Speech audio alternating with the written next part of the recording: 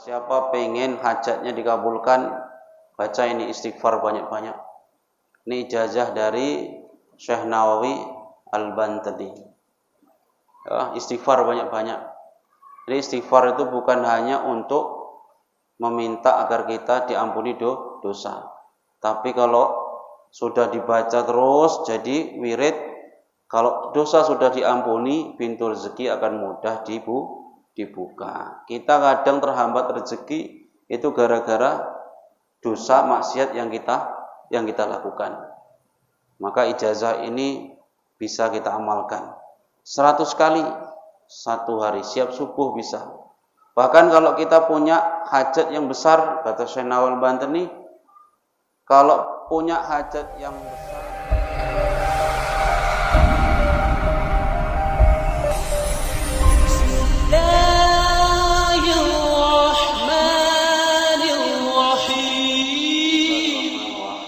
Assalamualaikum warahmatullahi wabarakatuh. Alhamdulillah, nahmaduhu wa nasta'inuhu wa nastaghfiruh wa na'udzu billahi min syururi anfusina wa min sayyiati a'malina. May yahdihillahu fala mudilla lahu wa may yudlilhu fala hadiya lahu. Asyhadu an la ilaha illallah wahdahu la syarika lah wa asyhadu anna sayyidana Muhammadan abduhu wa rasuluhu la nabiyya ba'dah. Allahumma salli ala sayyidina Muhammadin wa ala alihi wa ashabihi ajma'in. Amma ba'du. Jamaah yang mulia, marilah kita sama-sama bersyukur kepada Allah Subhanahu wa taala atas limpahan nikmat dan karunia-Nya kepada kita semua, sehingga pada malam hari ini masih diberi kesehatan serta kemauan untuk bisa hadir di masjid ini untuk melaksanakan sholat isya berjamaah dalam keadaan sehat walafiat. Salawat serta salam semoga selalu tercurah kepada Nabi Muhammad sallallahu alaihi wasallam yang selalu kita harapkan syafaatnya di hari kiamat. Jamaah yang mulia, kita sudah memasuki bulan Rajab, di mana termasuk 4 bulan yang dimuliakan oleh Allah. Minha arba'atun hurum, dari 12 bulan yang Allah ciptakan. Inna iddatasy syuhuri indallahi isnata asyara. Inna iddatasy syuhuri isnata asyara indallah. Sesungguhnya jumlah bulan itu 12. 12 bulan ini ada 4 bulan yang dimuliakan oleh Allah. 3 bulan berturut-turut dan yang 1 yaitu Rajab.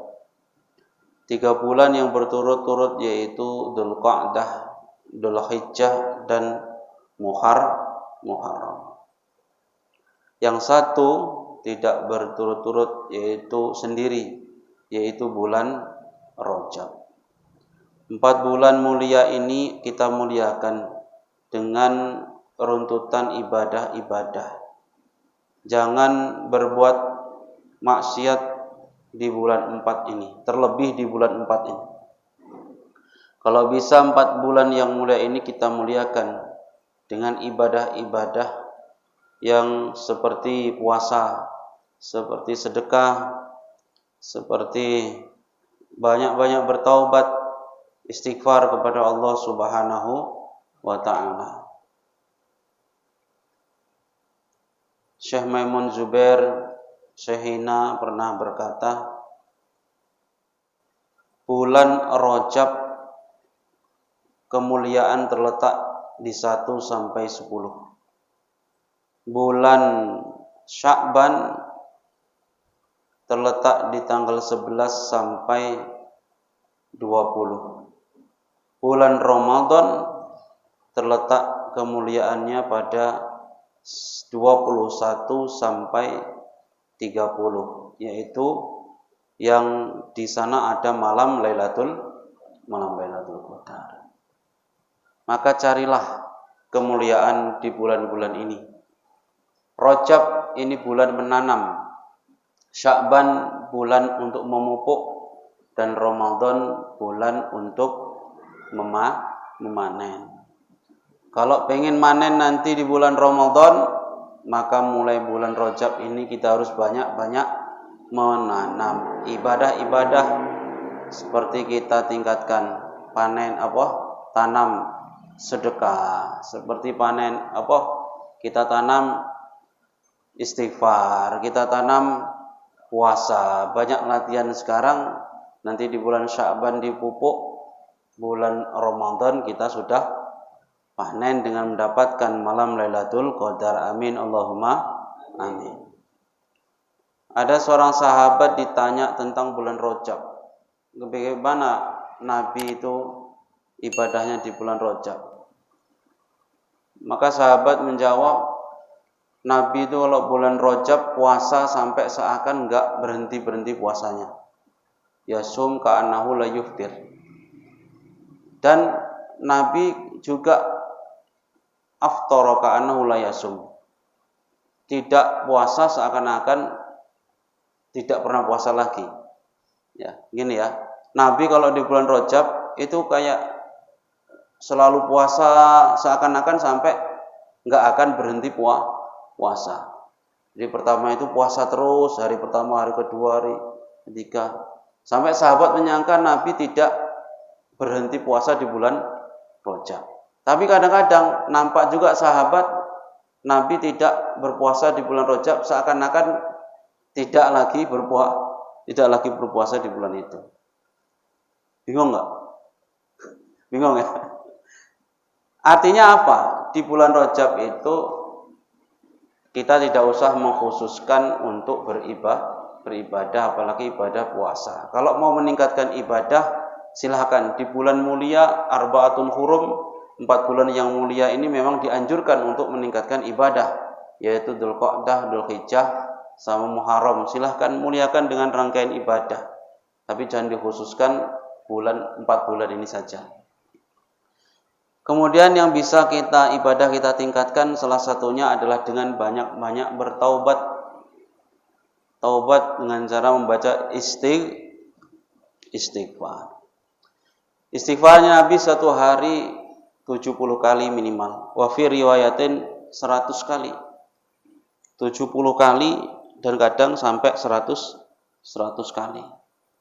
100 kali itu kalau kita wiridkan itu bisa siap subuh kita wiridkan. Seperti yang diijazahkan Syekh Nawawi Al-Bantani, istighfar agung itu 100 kali kita baca siap subuh. Nah, astaghfirullahaladzim wa atubu ilaih, astaghfirullahaladzim wa atubu ilaih 100 kali. Ya, barang siapa pengen hajatnya dikabulkan, baca ini istighfar banyak-banyak. Ini ijazah dari Syekh Nawawi Al-Bantani. Ya, istighfar banyak-banyak. Jadi istighfar itu bukan hanya untuk meminta agar kita diampuni dosa.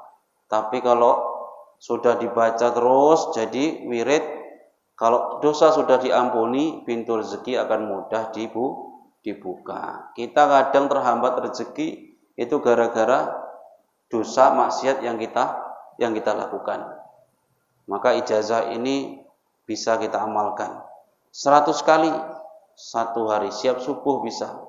Bahkan kalau kita punya hajat yang besar, kata Syekh Nawawi Al-Bantani, kalau punya hajat yang besar, baca 100.000 kali. 100.000 kali. Tapi tidak harus selesai satu hari. Boleh dicicil. Sampai berapa hari, yang penting ini 100.000 selesai. Astaghfirullahaladzim wa atubu ilaih. Astaghfirullahaladzim wa atubu ilaih. Dibaca 100.000 kali. Nah, pengen punya hajat apa? Pengen nyaruh utang. Gak siap-siap, baca ini 100.000 kali. 100.000 kali itu sebentar, paling 3 hari. Nah, dikebut setiap hari berapa? 33.000. Kalau astaghfirullahaladzim wa atubu ilaih, astaghfirullahaladzim wa atubu ilaih. Karena ini sudah cerita ini sudah masyhur kali, kisah ini masyhur sekali. Di mana istighfar itu dengan istighfar itu keberkahannya luar biasa. Jadi ceritanya begini. Di zaman Ahmad bin Hambal, salah satu imam arba'ah yang terkemuka, itu Imam Ahmad bin Hambal di masa tuanya pernah punya keinginan besar untuk pergi ke negara Syam, ke negara Syria. Negara mana, Pak?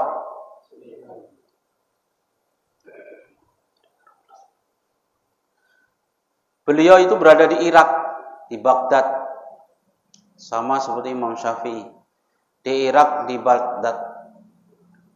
Ketika di masa tuanya, tak tahu kenapa, terbersih hatinya, ingin sekali pergi ke Syam. Syam itu Syria. Namun tidak tahu tujuan untuk pergi ke sana itu untuk apa. Yang pasti hatinya itu terpanggil untuk pergi ke Syam. Singkat cerita, pergilah beliau itu ke Syam.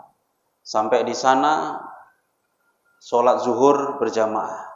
Siap sholat zuhur, beliau murajaah Al-Quran sampai asar, jamaah sholat asar, ngaji lagi zikir sampai maghrib. Nah itu ulama begitu.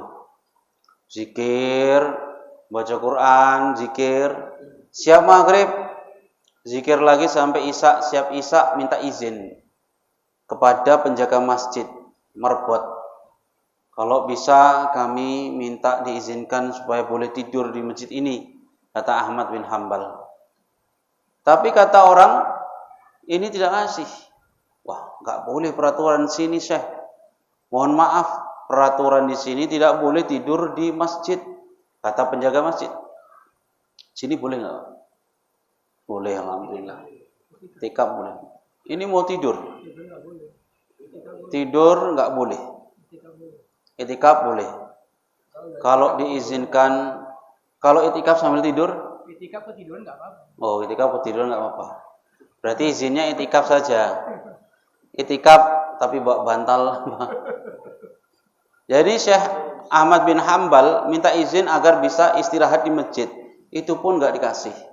Sampai Ahmad bin Hambal bilang, "Ana musafir. Saya ini musafir. Masa musafir nggak dikasih? Ini sudah peraturan wahai Syekh. Jadi silahkan Anda keluar." Akhirnya Ahmad bin Hambal keluar dari masjid. Tunggu pergi jauh ini penjaga masjid, nggak nampak lagi, balik Ahmad bin Hambal. Maksudnya mau tidur di teras karena pintu sudah ditutup. Setelah balik mau tidur ke teras, orangnya balik lagi. Mungkin dari jauh diintip, coba balik enggak ini Syekh ini. Rupanya balik.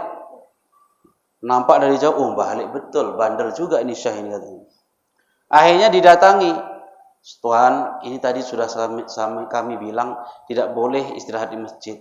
Jadi silahkan cari tempat lain. Dengan berat hati, pergilah. Gak tahu kemana, siap isya ya. Gak ada saudara, gak ada kenalan. Beruntung di depan masjid itu ada ruko. Ruko itu toko roti. Seorang penjual roti berada di depan masjid. Nampak dari kejauhan melihat Ahmad bin Hambal diusir begitu. Tapi ini belum kenal ya. Belum kenal kalau beliau itu Ahmad bin Hambal. Nampaknya orang tua kalau diusir kan kasihan malam-malam. Akhirnya diajak sama orang yang penjual roti ini. Wahai Syekh, saya lihat Anda tidak diizinkan di masjid itu istirahat. Iya betul nak. Tapi orang ini udah besar juga, udah tua juga. Betul Tuhan, kalau Anda berkenan silahkan istirahat di toko roti kami. Ini depan ini toko roti kami. Rumah saya nggak jauh dari sini memang, tapi lebih dekat lagi toko roti ini ke masjid. Jadi di dalam toko roti ini ada satu tempat tidur, silahkan nanti Anda istirahat di situ. Jadi kalau kami malam kami bikin adonan roti. Sudah, singkat cerita istirahatlah Ahmad bin Hambal di toko roti orang tersebut. Ketika malam itu tukang roti ini buat adonan roti. Tapi pemandangan yang unik, yang bikin roti ini sambil zikir, mulutnya tak berhenti berzikir. Mulutnya tak berhenti berzikir. Rupanya dalam zikirnya, tukang roti ini membaca istighfar. Astaghfirullahaladzim wa atubu ilaih. Astaghfirullahaladzim wa atubu ilaih. Astaghfirullahaladzim wa atubu ilaih. Kemudian ditanya, wahai Tuhan, saya melihat Anda tak pernah berhenti lisan Anda untuk membaca istighfar tadi. Itu sudah sejak kapan engkau amalkan begitu? Wahai Syekh, ini saya amalkan sudah lama sekali. Sudah puluhan tahun saya amalkan istighfar seperti ini. Lalu apa fadilahnya? Alhamdulillah semua hajat saya terpenuhi. Saya pengen punya rumah, terpenuhi. Pengen punya toko roti, terpenuhi. Anak-anak saya sudah sukses semua. Cuman hanya satu yang belum terpenuhi. Cuman satu yang belum terpenuhi. Sampai saya setua ini. Apa itu? Saya dari dulu sudah pengen kali jumpa sama yang namanya Ahmad bin Hanbal. Beliau adalah ulama yang saya agungkan. Beliau adalah ulama yang saya cintai. Saya sudah ngefan lama. Cuman karena dulu gak seperti sekarang, gak langsung bisa melihat lewat YouTube, lewat medsos, jadi cuman dengar-dengar begitu saja nama beliau. Nama beliau sudah besar di Irak, di Baghdad, sampai ke Syam. Saya pengen sekali jumpa sama beliau, saking rindunya saya. Saya selalu minta kepada Allah, mungkin entah kapan saya bisa berjumpa. Langsung takbir Ahmad bin Hanbal, Allahu Akbar. Karena istighfar Andalah saya tidak dikasih istirahat oleh Allah di masjid. Karena istighfar Andalah saya berjumpa dengan Anda dan engkau minta saya istirahat di rumah Anda. Karena sayalah Ahmad bin Hanbal. Ini istighfar kalau dilanggengkan, diistiqomahkan akan mendapat keberkahan dari istighfar itu. Masih banyak lagi kisah nyata tentang istighfar seperti yang baru-baru ini terjadi di Kashmir. Ada seorang ibu-ibu yang punya anaknya cacat, sakit tulang. Dari kecil nggak sembuh-sembuh, diobatkan kemana-mana nggak sembuh-sembuh. Kashmir itu dekat India sana. Jadi semua dokter yang ada di dekat situ tidak bisa mengobati. Katanya ini hanya satu dokter yang bisa mengobati. Beliau pun tinggal di India. Jauh perjalanan ke sana. Ibu ini tak mampu. Beliau seorang janda, anaknya kecil lagi. Jadi gak mampu untuk membiayai perjalanan dan pengobatan menuju ke India menemui dokter. Akhirnya tiap hari dia punya amalan. Amalannya apa? Cuman istighfar dan doa. Istighfar doa supaya Allah kasih jalan untuk kesembuhan anaknya ini.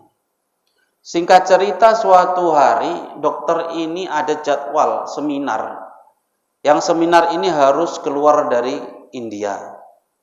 Kebetulan kan naik pesawat mestinya kan. Naik pesawat ini harus melintasi di daratan Kashmir. Melewati di atas kota Kashmir. Tapi qadarullah begitu melewati di lintasan daerah Kashmir ini badai menerjang. Sehingga pesawat harus melakukan pendaratan darurat. Mendaratnya di daerah Kashmir itu. Turun di bandara di situ, rupanya ini waktu seminar sudah mepet.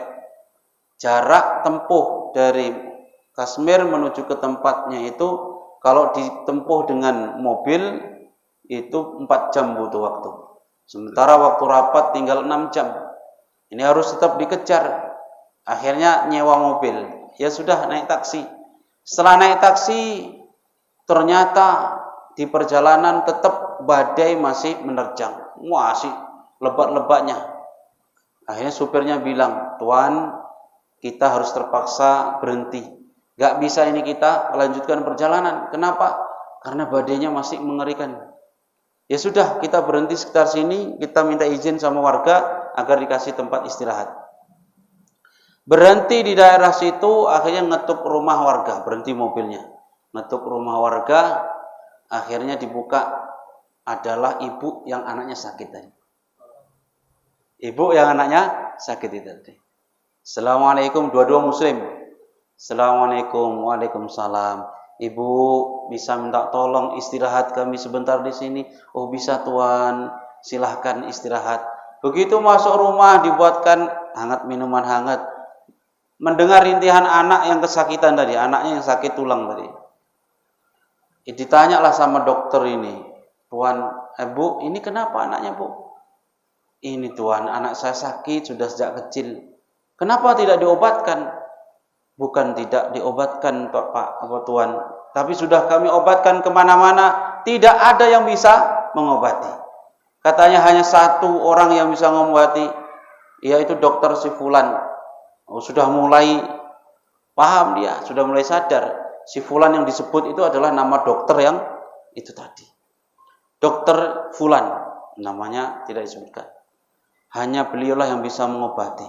Langsung, itu kan nama saya. Tapi beliau itu rumahnya jauh. Beliau tinggal di India. Dan kami tak sanggup untuk melakukan perjalanan ke sana. Biayanya mahal. Masya Allah. Ya sudah ibu, jangan dipikirkan. Dokter yang Anda maksud itu adalah saya. Coba saya periksa anaknya. Diperiksa, dikasih obat, kasih ramuan. Alhamdulillah tertolong anaknya. Berkat istighfar. Astagfirullah wa atubu ilaih. Astagfirullah wa atubu ilaih. Maka jangan berhenti pada istighfar. Nabi yang sudah dijatah, sudah diampuni dosanya, ma taqaddama wa ma ta'akhir, setiap hari 70 100 kali. Kita yang belum tentu ini, kita ini belum tahu dimaafkan apa tidak, malah kita jarang baca istighfar. Paling istighfar setiap 5 waktu sholat, siap sholat 3 kali. Astagfirullahaladzim, astagfirullahaladzim, astagfirullahaladzim. Selesai. 3 kali, 5 waktu cuman 15 kali. Nabi 70 kali minimal. Kadang satu majelis Nabi tak berhenti baca itu, baca istighfar. Makanya kita usahakan banyak-banyak baca istighfar. Untuk zikir hari-hari tidak masalah. Usahakan kalau bisa waktu siap subuh. Jamaah yang mulia, itu sedikit tentang keutamaan istighfar.